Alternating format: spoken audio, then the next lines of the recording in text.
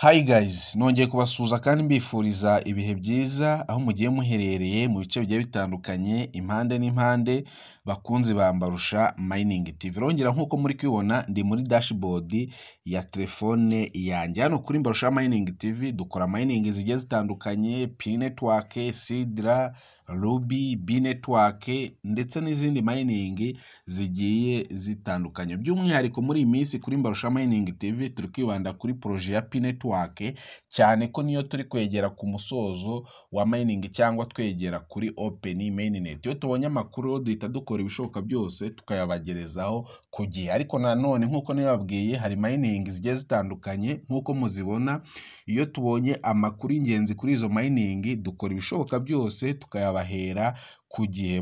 Muri iki gitondo rero tuzindutse tubona amakuru yatangajwe na ba nyir'umushinga cyane iyi projet kuri iyi mining dukora yitwa Azcoin. Nyuma y'igihe kitari gitoya nyuma y'igihe kirekire tuyimayininga nta makuru wenda afatika tubona cyangwa duhabwa, uyu munsi rero ba nyir'umushinga bagize icyo bayivuga. Iyi ni projet iyi mining nayo urebye ukuntu igenda ni mining itanga icyizere, yerekana ko igihe cyose yabigiye ku isoko ishobora gutanga agatubutse bitewe n'ukuntu mining yayo igenda cyangwa ibiri kugenda yo uri gukora mining. Ni mining ikorwa buri masaha 24 nkuko tumininga ziriya projet cyangwa ziriya mining zindi, amasaha 24 yashira ukayifungura ugakora mining nk'ibisanzwe. Nkuko nababwiye rero ba nyir'umushinga, wenda mbere yuko ngira icyo mvuga kuri ba nyir'umushinga, ku muntu udafite iyi mining ya Azcoin muri Play Store irimo wajyamo ukayidownloadinga ukayifungura ugakanda register.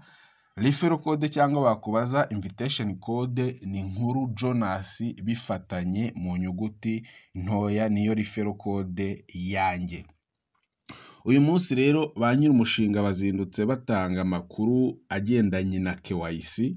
Buriya mining yose wakora igihe cyose utarakora KYC umuntu avuga ngo nta gaciro cyangwa nta mumaro izo coins zawe zifite, ariko igihe cyose wakoze KYC isaha n'isaha uba umeze nk'umuntu ufite amafaranga mu ntoki. Igihe rero tuzakora KYC uzaza unyura ahangaha turi no kureba ayo makuru ahantu yavuye, uraza kandi ko tutudomo turi hejuru cyane mu nguni, tutudomo 9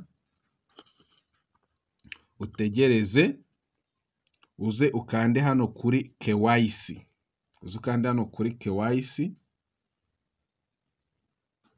Okay, dore referral code niri ya ku muntu ushaka kuza kugira ute kuyifungura, ni nkuru Jonas n'umubare rimwe bifatanye byose. Uraza rero kandi hano kuri KYC hano hasi, reka mpabereke neza KYC dore nahangaha kuri KYC. N'igihe cyose tuzatugiye kuyikora nahangaha tuzanyura. Ukimara gukanda ahangaha barahita kugira ngo thanks for your interest in applying to KYC, you will receive an invitation when one become available. Baravugira ngo wakoze cyane wenda kusaba cyangwa kutumenyesha ko ukeneye KYC, igihe wenda uzabona ubutumwa bukwemerera gukora KYC nibizaba ari ngombwa. Rero wenda tugiye ku rubuga rwabo bangira mbereka ibintu na proof, uraza ukande hano kuri X no kuri Telegram naho babishyizeho ku mbuga zabo biriho. Uraza ukande hano kuri X,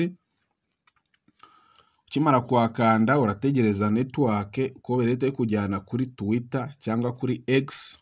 Ku rubuga rwabo niho uhita ko uhingukira urebe amakuru bagize ute bashyize. Ngira ngo iyi ni post yabo cyangwa ni website yabo, bakurikirwa n'abantu 302 by'aba followers. Okay, uraza urebe poste imazeho amasaha 3, ngira ngo muri kuyibona ahangaha imazeho amasaha 3, muri kuyibona ahangaha. Bavuze ngo if you are waiting for the KYC day comment with Azcoin. Uvuga ngo wenda nimba rutegereje KYC iminsi myinshi andika muri comment wenda ugira icyo uvuga. Hano bo bwabo bavuze ngo get ready, KYC officially begin on November 2022. Uvuga ngo bya nyabyo cyangwa bidasubirwaho, KYC turatangira kuyikora ku itariki 22 z'ukwezi kwa 11. Rero ku bantu iyi mining barayikuye muri telefoni, mugerageze mwongere muyisubizemo, mukore mining, mwapudetinga application, kuko vuba cyane turatangira gukora ama KYC nk'uko mubona byatangajwe na ba nyiri projet haba kuri Telegram biriho, ahangaha turi ni kuri X yabo cyangwa kuri Twitter yabo, bakurikirwa n'abantu 302,000. Iyi mining mu by'ukuri twe tuyimayininze igihe kitari gito, wenda njye nayimazemo nk'umwaka n'amezi 4 gutyo ndi kuyimayininga nta KYC, ni abantu bose muri rusange.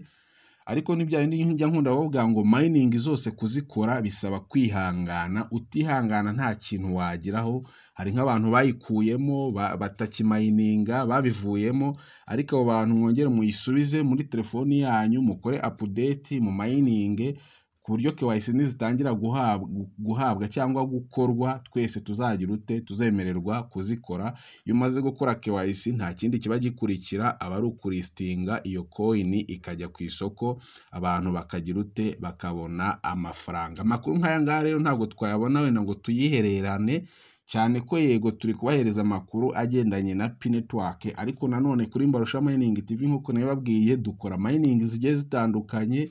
Igihe cyose tubonye amakuru y'ingenzi yafasha umuntu wese umininga cyangwa ubarizwa mu bintu bya cryptocurrency, ayo makuru dukora ibishoboka tukayabagerezaho ku gihe. Reka ndekeraho rero, mukomeze gukanda subscribe kuri Mbarusha Mining TV, mufungure inzogera, igihe cyose dusizeho video muyibonere mu bantu ba mbere. Ciao ciao, ndabakunda cyane.